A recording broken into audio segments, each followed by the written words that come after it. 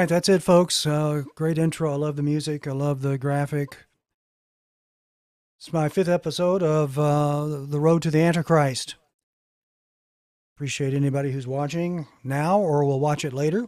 Usually on these, because my channel is so small, people will watch them after they're done, which is just fine. Let me turn my phone down so that I don't keep hearing myself. First time I have done a broadcast in this studio in, oh wow, year and a half, 2 years. Not sure, but the title of the main theme tonight is entitled White Trash. Entitled White Trash. We'll get into that in just a moment, but I've got a reason for talking about that. And, we talk about everybody else. Everybody wants to talk about everybody else, all the other races. There's a whole bunch of races in the world, in case you didn't know. But there are a lot of white folks, too. And I know they're picked on and they're degraded and ignored and persecuted and everything else, especially if you're a white male. But we're still going to talk about entitled White Trash. Maybe you are one. Maybe you are. And so we're going to check that out. But before we do that, I was just I was thinking about something today, and it's just you say, Dave, what has this got to do with the road to the Antichrist? I think it plays in a role. How people behave is important, and I think it plays into a role. And when the Antichrist comes, and he might be alive today, uh, people will act a certain way, and how they act now, they'll get worse, obviously, as times get worse. Times are bad now, folks. I mean, maybe we'll talk about that just a little bit, but I just wanted to talk about something else first before I got into the main subject, and that is, and I'm not saying this because I want sympathy or anything like that. I don't. I don't. But I had a nice job at a nice place. I won't say the name of the place. It's not a secret, but I'm not going to say it here. If you're friends with me on Facebook, then it's on there where I worked. It's let's put it this way, a too large to fail bank. Okay. What's a too large to fail bank? Well, that's a bank that's substantial and supposedly can't fail, although all banks can fail. But there's some big ones. And so I worked for one of the big ones and had a great job. Now, when I was hired over 3.5 years ago, I assumed the job would be temporary. The position was to help do a particular task. They advertised online. I don't remember where I found the job posting, but I found it and so applied and got hired. And we got to work. That was in my first day was February 28th of 2022. That's a Monday, I believe. The last day of the month of February. And but the job went on and it went on and it went on, and I just enjoyed it. But all things come to an end. And they were making some changes. The team that I worked on, the projects that the team had were being shifted. We all knew this. There's no secret. And then one morning, I got a call from my manager who was in another state and said that there's been some changes and they have to let you go. So I wasn't totally surprised. Of course, you don't like to hear that kind of thing. And so they said, now we're going to take care of you. And this particular employer does take care of their employees. So that was the end of September 25th. I'm still being paid, and I will be paid for another month or so. And so, well, we just go on and we try to find something else. But I was thinking about it, and the subject tonight of entitled white trash. And, not everybody is like that. And let me just give you a for instance here.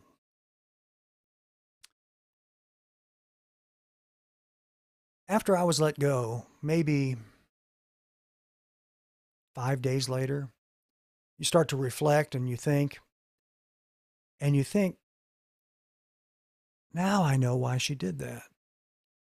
Now, in corporate management or corporate levels, there are different levels of management. You have your manager, then that manager reports to another manager, who reports to another manager, who reports to another manager, up to another one, and I think it goes to the top. Brian is his name, the CEO of this particular bank, and I just gave it away, of course, if you want to look it up. That's okay. About 6 weeks before I got let go, my manager's manager, who I know, and I know her manager, they in our facility, even though they cover the entire country in the line of business that we worked with, these two folks sit right in the same building, right within eyesight. I could see them. And would talk to them, but not regularly. I mean, they're busy. You just don't do it. I mean, it's just not part of the routine to talk to the manager's manager. But I did know them both. And so about 6 weeks prior to me getting canned, that's a professional word. That's a corporate word, canned. My manager's manager, I won't say her name, we passed in the hallway and she said, "Hey, Dave, I've got a job that I think you need to apply for." I go, "Really?" "Okay." She says, "I'll email it to you." All right. So she did. I applied for it, but I was never considered for the job. But I told my coworkers, I said, that so-and-so just told me she's got a job she want me to try for. And they're like, "What? She never does that. Why would she do that? That's not what she does. She doesn't work with the worker bees. That's not her task. Why would she do that?" So about 5 days after, and I'm giving a lot of my heart here tonight, it dawned on me. And I wrote her an email. I said this. I said, "Sometimes I'm a little slow to grasp something. So it took me a few days to realize that when you gave me that job suggestion, you were trying to spare me as you knew the future." See, the thing is, if I had been able to get another position, I wouldn't have been let go. The position was terminated. It wasn't that I was fired. The position was eliminated. So therefore, and plus I was one of the last hired. That's the way it works. Okay. I said, "At least that's my hunch, but if I'm wrong, I'm still deeply moved that you took the time to do that for me. Thank you so much." And she was moving on. In fact, I think she's gone now, but I said, "I wish you the best on your future endeavor. Hope it brings you happiness and success." She wrote back and said, "I do hope that you will be able to return to the bank soon and wish you luck on your search." She never denied my hunch. That's what she did. I mean, that's really touching. I mean, it really touches my heart. Here's a person who doesn't have to do it at all, who goes out of her way. And I'm not bragging or anything like that, but she sees some value in me working there. And she tries to find me another position to where I'm spared and not have to be let go. That's really something. A person like that is not entitled white trash. No, no. She has, even as a leader, she has a servant's heart. And even though sometimes that she doesn't always come across that way, especially the people that report to her directly, I'm sure, because she has to do her job, and so do they, she still cares about people. And that's why I liked working at this place so much. They really did care about their employees. The other thing I was thinking about today is the day that I started, February 28th, 2022. I had started a new job, and that very morning I got a text message from a friend of mine, a very good friend of mine. Very good. I opened the text message, it was not from him, it was from his son, sending it on his behalf. He had passed away. I knew that he was ill. He had pneumonia, been in the hospital. I spoke to him the week before. I know he was having difficulty breathing. I never even thought that it would take his life. It did. So, the emotions, we get emotional about things like that. And let me tell you something about my friend. I'll tell you that his name is Bill. Bill and I met in the Air Force. And we, God works in your life even when you're not asking God to work in your life. I had joined the military. I joined the Air Force. And I'm not going to tell you how I got to where I was, but it was miraculous to me because I picked exactly the job I wanted and I picked exactly where I wanted to go serve, and I got those things. I mean, how many times does that happen? I get to this new place. I'm new. Nobody knows me. I don't know anybody else. I go in. Within a week, I meet Bill. And he's very cordial. Bill is a Christian. I was a baby Christian then. The first thing Bill did, he says, "Hey, let my wife and I pick you up and take you to church Sunday morning." And I said, okay. That began a long road of friendship. And it's tragic. But my friend Bill and his wife, they were not, in my opinion, ever come across as entitled white trash or entitled anything. They were servants. They wanted to be positive. They wanted to be a help. So where am I going with all this? Well, I'm going here, I guess. So the other day I go to a fast food restaurant that is probably my favorite fast food restaurant. Probably. Can I say the name? Will I get in trouble if I say the name? Does anybody know? It was Del Taco. It's going to Del Taco. It's over in a neighboring city. It's on a main highway, and you have to pull into a parking lot that the restaurant also is in with sort of a shopping mall, shopping center kind of thing. And I was driving, got my food, drove through, got my food, came out, got on the street, had to go down the other way. And here was this group, you've seen them, of white people. And as soon as my car started to approach, it seemed like they cut their crossing speed to half. And I'm sitting there going, what in the world is going on here? What in the world? Have you ever seen people do that? Now, I'm not talking about other people of other races. I know of some of others that do that, especially if you're white, they'll do it on purpose. I'm talking about white people. What? Why are white people that way? They're entitled? I don't know. I have no idea. But I said, now, of course, I wasn't upset about it. You just slow down, you wait, they cross the street, then you move on and go about your way. So here's the thing. That was just one instance. How many times have you been driving down the street, and it's really odd. You'll be going down the street, and you need to turn in off the street into a parking lot, a business or whatever, or maybe a subdivision where you live. And you come up, and there's nobody around except that one person. And they are right there, and they're getting ready to cross the street right where you need to turn. The timing is always weird. And I've seen people do this, white people. They'll slow down. They'll take their time. I'm like, what's wrong with people? Why do you do that? Now, I am not that way. If I'm out walking, I need to cross the street and I see you coming and you're going to turn, I will stop and I will point and tell you to go. If I'm at the grocery store and I am crossing from the parking area across the parking lot into the front of the store. If cars are coming, I prefer to stop and let the cars move on. Now, a lot of times people are nice and they'll stop and they'll wave you on. And of course, I nod and thank them.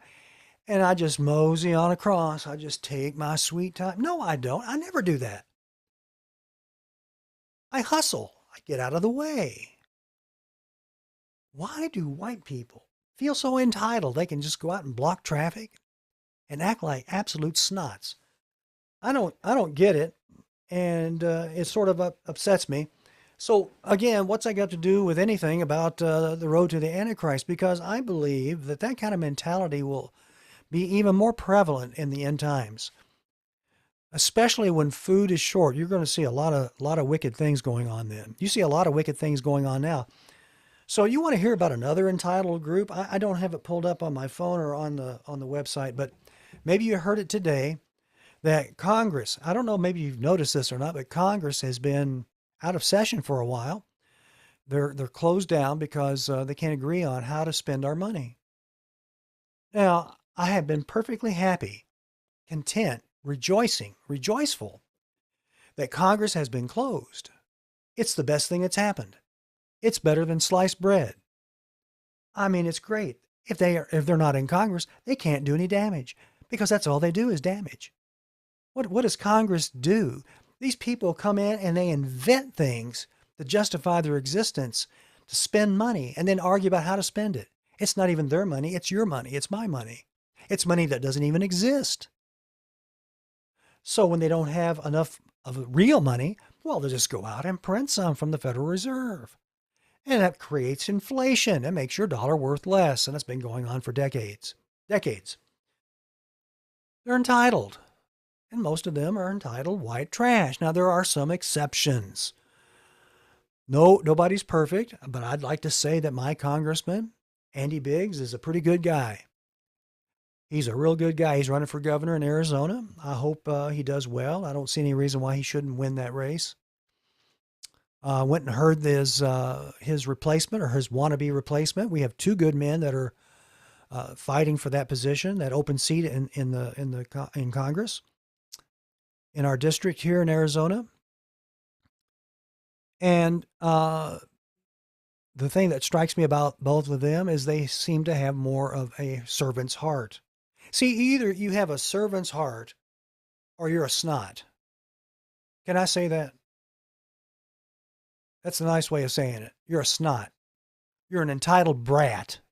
You're entitled white trash. Now let's define white trash. White trash is generally, it's just a phrase that I don't think maybe there's a Webster's dictionary definition, but white trash usually is poor white people that live in a trailer in some dumpy trailer park in the South. You might want to call them rednecks. Yeah, they probably would be rednecks. But those are generally called white trash. They're poor white people that live in trailers and they're on welfare, of course, food stamps. By the way, speaking of that, people were not getting their money for their food stamps. And now look, between you and me, they say 40 million people are on food stamps. But if I don't get another job, it's going to be 40 million and one. Huh. I'm going to get mine. No, I'm not joking. I am joking. But people, they don't work. You saw videos of people that refuse to work. I'm not going to work. I'm not getting a job. You owe me money. The government, the taxpayer, you pay me. Get back to business. Get back to Washington. Open things up. Get me my food stamps. And blah, blah, blah, blah, blah. There are millions of people who live that way. You might want to call them entitled white trash. That'd be on you. I'm not sure I'd want to be that harsh to those kind of people, but maybe they are. So, Congress. I mean, these people are horrible. We have two horrible senators here in Arizona. And both of them, I mean, just as liberal, terrible. I'm sure they're nice people if you get to meet them and sit down and have a meal with them. I'm sure they're just as nice as can be. But no, that's okay. I'll pass. I mean, I like to meet them. That would be great, I guess. I've never met either one of them in person. But no, no. Uh, and my congressman, as I said, Biggs is good. Now, there's some other ones in Congress. I like that Thomas Massey fella that Trump hates. I think he's a good guy.